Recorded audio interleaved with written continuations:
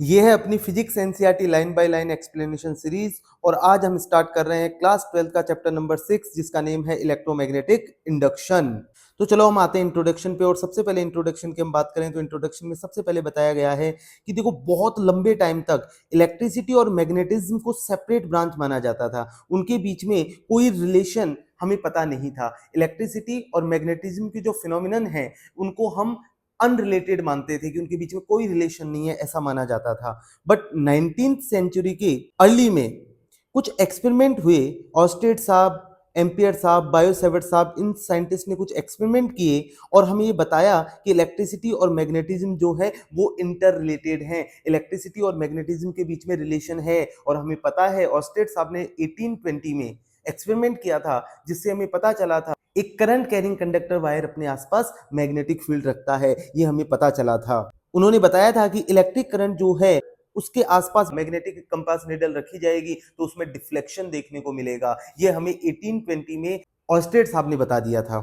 उससे पहले जो है वो दोनों को डिफरेंट ब्रांच माना जाता था। इलेक्ट्रिसिटी अलग समझा जाता था, मैग्नेटिज्म जो है उसको अलग समझा जाता था। अब ये क्वेश्चन हमारे माइंड में आता है कि क्या इसका उल्टा भी पॉसिबल है?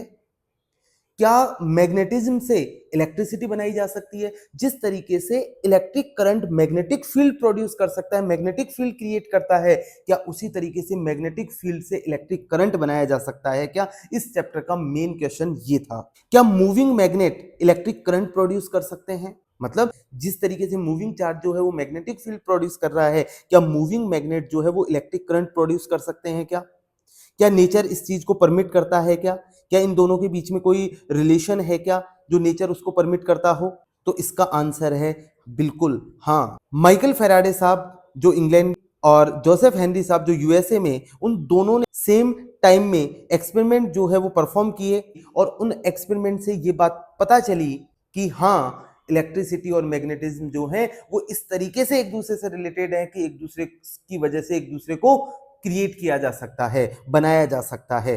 देखो 1820 में ऑस्टेड साहब ने वो एक्सपेरिमेंट किया और बताया कि करंट से मैग्नेटिक फील्ड क्रिएट की जा सकती है। तो 10 साल के बाद ये बात पता चली, मतलब 10 साल में बहुत सारे एक्सपेरिमेंट हुए होंगे, अलग अलग साइंटिस्ट ने बहुत सारा काम किया होगा और 1830 में काम करते करते ये बात पता चली कि हाँ मैग्नेटिक फील्ड से इलेक्ट्रिक करंट बनाई जा सकती है।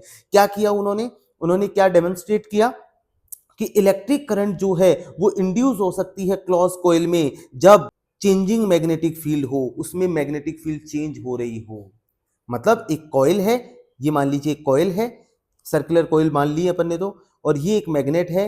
इस मैग्नेट की मैग्नेटिक फील्ड को अगर आप चेंज करें, मतलब अगर इस मैग्नेट को इसके पास ले जाएं या दूर ले जाएं, तो इससे पास करने वाला, इस कॉइल से पास करने वाला मैग्नेटिक फील्ड जब चेंज होगा तो इस कॉइल में करंट इंड्यूस हो जाएगा। हाँ ये बहुत स्मॉल करंट होगा, बहुत कम करंट होगा, बट करंट इंड्यूस हो जाएगा। ये बात पता चली 1830 में और ये दो अलग अलग जगह दो अलग अलग साइंटिस्ट ने ये बात परफॉर्म की। तो इस चैप्टर में हम इसी बात की स्टडी करने वाले हैं कि चेंजिंग मैग्नेटिक फील्ड से क्या क्या हो सकता है। उसी के प्रिंसिपल की हम यहाँ पे स्टडी करने वाले हैं कि मैग्नेटिक फील्ड चेंज करके क्या क्या किया जा सकता है, उसकी हम यहाँ पे स्टडी करेंगे। तो एक डेफिनेशन अब यहाँ हमारे पास आ रही है इलेक्ट्रोमैग्नेटिक इंडक्शन की, जिसको हमें बहुत अच्छे से समझना है। ऐसा फिनोमिनन जिसमें इलेक्ट्रिक करंट जनरेट हो जाती है बाई वेरिंग मैग्नेटिक फील्ड, मतलब मैग्नेटिक फील्ड को चेंज करके हम इलेक्ट्रिक करंट जनरेट कर सकते हैं। इसी फिनोमिनन को हम क्या कहते हैं? इलेक्ट्रोमैग्नेटिक इंडक्शन कहते हैं। The phenomenon in which electric current is generated by varying magnetic field is appropriately called electromagnetic induction. हमें ये डेफिनेशन इलेक्ट्रोमैग्नेटिक इंडक्शन की पता होनी चाहिए।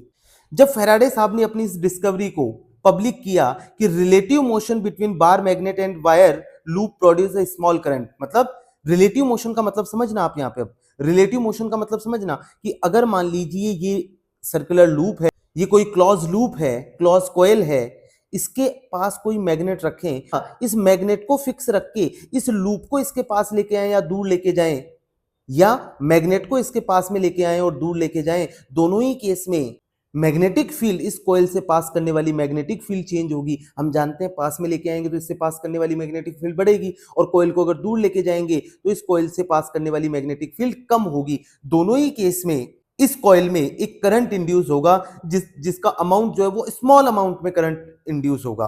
तो लोगों ने फेराडे साहब से पूछा कि फेराडे साहब इसका क्या यूज है, इतना स्मॉल करंट इसमें प्रोड्यूस हो रहा है, तो इससे आपने कौन सी तगड़ी बात पता कर ली, इसका यूज क्या होने वाला है। तो उन्होंने जवाब दिया कि न्यूबॉर्न बेबी का क्या यूज होता है। भाई वो बड़ा होगा तब कुछ सब काम कर पाएगा, अच्छे से सब कुछ कर पाएगा, अभी अगर न्यूबॉर्न बेबी है तो वो क्या कर पाएगा। तो उन्होंने बताया कि भाई आज स्मॉल करंट पता चली है कि वेरिंग मैग्नेटिक फील्ड से हम इलेक्ट्रिक करंट इंड्यूस कर सकते हैं। कल को हम अगर बहुत बड़ा करंट अगर प्रोड्यूस कर पाए इस वेरिंग मैग्नेटिक फील्ड से तो हम क्या क्या नहीं कर सकते। उन्होंने बोला कि इस इलेक्ट्रोमैग्नेटिक इंडक्शन का कोई थ्योरेटिकल और एकेडमिक इंटरेस्ट वाली बात ही नहीं है, इसकी प्रैक्टिकल यूटिलिटी बहुत ज्यादा होने वाली है, इसकी अच्छी खासी प्रैक्टिकल यूटिलिटी होने वाली है। ऐसे वर्ल्ड को इमेजिन करें जिसमें कोई इलेक्ट्रिसिटी ना हो, कोई इलेक्ट्रिक लाइट ना हो, ट्रेन ना हो, टेलीफोन्स ना हो, नो पर्सनल कंप्यूटर्स, कोई पर्सनल कंप्यूटर ना हो। तो उसी तरीके से जो मॉडर्न डे जनरेटर्स हैं, ट्रांसफॉर्मर्स हैं, वो फेराडे और हेनरी साहब की इस डिस्कवरी से ही डेवलप हो पाए। और आज जो मॉडर्न डे सिविलाइजेशन है उसमें इस इलेक्ट्रोमैग्नेटिक इंडक्शन की डिस्कवरी का बहुत बड़ा इंपॉर्टेंस है।